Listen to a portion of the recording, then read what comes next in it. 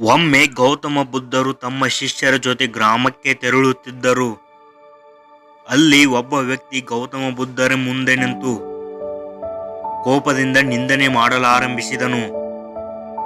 ಆದರೆ ಗೌತಮ ಬುದ್ಧರು ಶಾಂತವಾಗಿ ನಿಂತಿದ್ದರು. ಅವರ ಮುಖದಲ್ಲಿ ಕೋಪದ ಚಿಹ್ನೆಯೂ ಇರಲಿಲ್ಲ. ಸ್ವಲ್ಪ ಸಮಯದ ನಂತರ ಆ ವ್ಯಕ್ತಿ ಅಚ್ಚರಿಯಿಂದ ಕೇಳಿದನು, ನಾನು ಇಷ್ಟು ನಿಂದಿಸಿದರೂ ನಿಮಗೆ ಕೋಪ ಬಾರದೇ?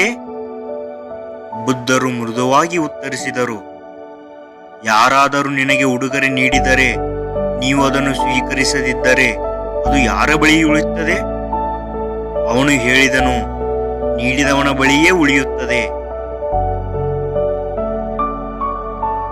ಬುದ್ಧರು ಹೇಳಿದರು, ಹಾಗೆಯೇ ನೀನು ನಿಮ್ಮ ನಿಂದನೆಗಳನ್ನು ಸ್ವೀಕರಿಸದಿದ್ದರೆ ಅವು ನಿಮ್ಮಲ್ಲಿಯೇ ಉಳಿಯುತ್ತವೆ. ಆ ವ್ಯಕ್ತಿಗೆ ತನ್ನ ತಪ್ಪು ಅರಿವಾಯಿತು. ಅವನು ಬುದ್ಧರ ಬಳಿ ಕ್ಷಮೆ ಕೇಳಿದನು.